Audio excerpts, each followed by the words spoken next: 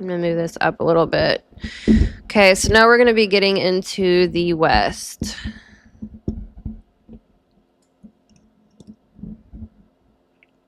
All right, so the West represents the unconscious. The element is water. The season is autumn. The Cherokee animal, we have the panther. And of course, I had to put the underwater panther in here. I'm not for sure if that's the Cherokee. I don't think so. The Cherokee is panther, but I am going to be explaining the underwater panther, of course. The Choctaw animal is the bear. Archangel is Gabriel, voice of truth. And the dragon, we have the white dragon of the West. So this is the most powerful and misunderstood transitions in any sacred circle. The moment when passion meets depth, love meets truth, and the heart descends into the unconscious to be purified by experience. So this is actually the polarity here is masculine. Let's unfold this on every level. All right, so the path itself, the descent from fire to water, south to west, is not an easy road. It's the sacred dusk, the point where heat turns into reflection, where you must walk into your own depths. The south fire burns bright with passion, connection, and feeling. The west water cools that flame, drawing you inward to confront what lies beneath emotion, the truth that created it. Now, we are actually in fall at the moment. And so collectively, we are all going from fire to this unconscious water. It's the emotional alchemy of release, the feminine letting go so that the masculine can transform. In the south, we feel, in the west, we heal. The feminine south, the heart's fire. The south is where passion and emotions peak, the height of love, creation, sensuality, and devotion. It is life in full bloom, radiant and expressive, but pure fire cannot sustain itself forever. At its height, it begins to burn too hot, longing for water to cool it, for structure to give it meaning. Thus, the fire naturally turns westward into the cooling waters of reflection. The south teaches the heart to burn brightly until it remembers it is light. The masculine west, the shadow's ocean.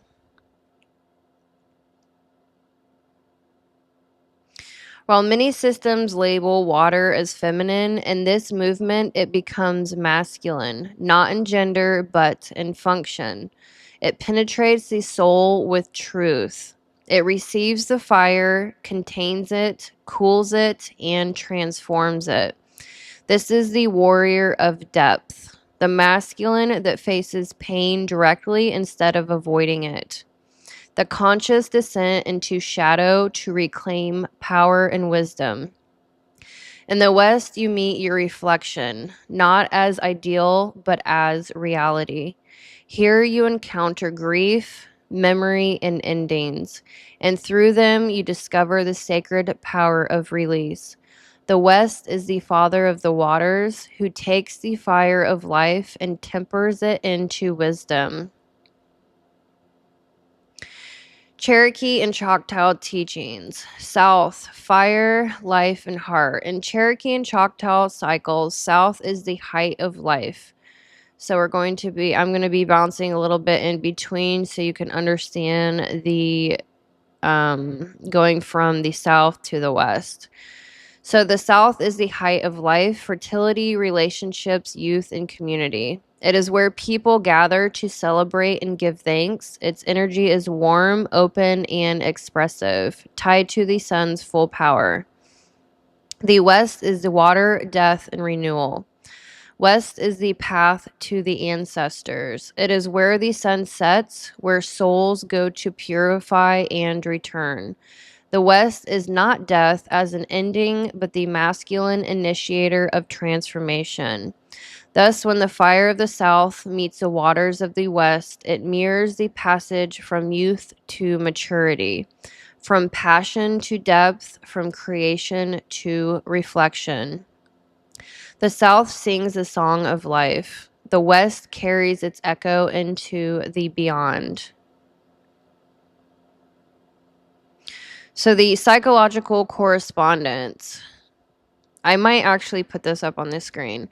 So the mind, subconscious anima is the South. The West in the mind is the unconscious animus. The function in the South is emotion, passion, and instinct. The function in the West is integration, transformation, death, and rebirth. The energy in the South is expressive and radiant. The energy in the West is reflective and penetrating. The task in the South is to feel fully, and the task in the West is to face and integrate what's hidden. The danger of the South is burnout and impulsivity. The danger in the West is suppression and avoidance. The balance in the South is heart-centered courage, and the balance in the West is depth-centered awareness. This transition from the South to the West is what Jung called the night sea journey. It's when consciousness dives into the shadow, not to destroy it, but to retrieve its light. The feminine fire emotion invites the masculine water awareness to heal what passion alone cannot. It's the emotional equivalent of tempering steel. Heat, then cool, feeling, then truth. So, dragon and angelic alignment.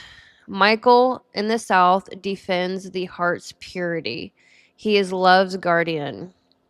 Gabriel in the West receives that fire and baptizes it. He is truth's messenger. The vermilion bird creates, and the white dragon refines. Together they represent the sacred union of passions and truth, the transformation of love into wisdom and emotion into insight. Michael ignites the heart, Gabriel cools it to gold. Spiritual and alchemical meaning. In the great work of alchemy, fire to water represents the phase of dissolution. The ego's passions dissolve into feeling, revealing what was hidden beneath desire. In this phase, fire melts the rigid self, water absorbs what remains and clarifies it. Spirit emerges purified, ready for rebirth in the West. That's why the West is sometimes seen as masculine in function. It's the vessel of truth, the container for the soul's transformation. The South gives you the courage to feel. The West gives you the strength to face what you feel. So the final reflection here, when fire meets water, the heart remembers its depth. The feminine releases and the masculine receives. Passion becomes purification and emotion becomes wisdom. In the West, the sun sets, not to die, but to dream the next dawn. So now we're going to be getting into what autumn or fall represents seasonally. Autumn is release and transformation. When what no longer serves begins to fall away.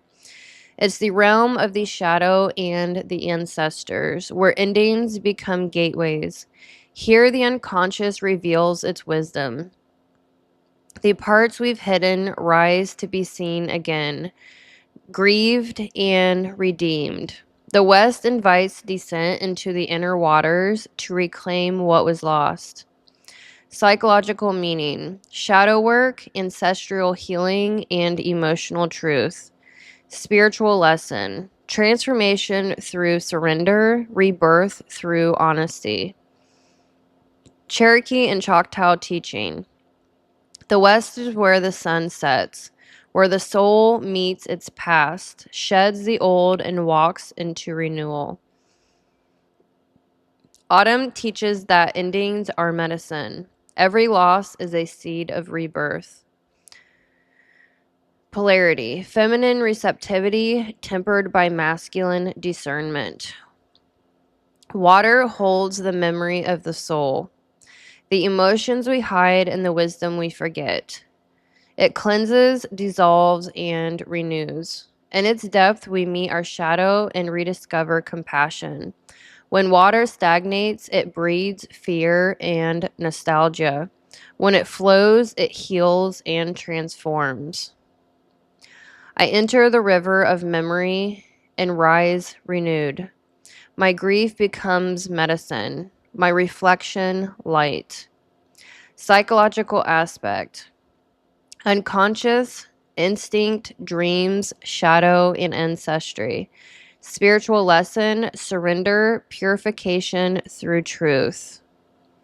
Integrating the individual unconscious, water, the shadow within. The individual unconscious is the private sea beneath your waking mind, a mirror of your personal story, shaped by memory, trauma, and desire. Here dwell forgotten emotions, rejected selves, and the truths you once buried to survive. To descend here is to meet yourself without disguise, to feel what you've avoided and forgive what you've condemned. When these hidden parts are welcomed, they become allies, transforming pain into intuition and fear into strength. The shadow is not your enemy, it is your depth, the soil of authenticity. I enter the waters of my own soul and emerge whole, not pure, but true. Integrating the collective unconscious, water, the ocean of the ancestors. The collective unconscious is the great current connecting every soul, the shared dream of humanity that flows through blood, myth, and memory. Here live the archetypes: mother and warrior, healer and trickster, each pattern echoing through generations, shaping identity and destiny. Your ancestors swim here too, their joys, fears, and unfinished lessons woven into your being. To touch this depth is to remember that your story is part of a greater song.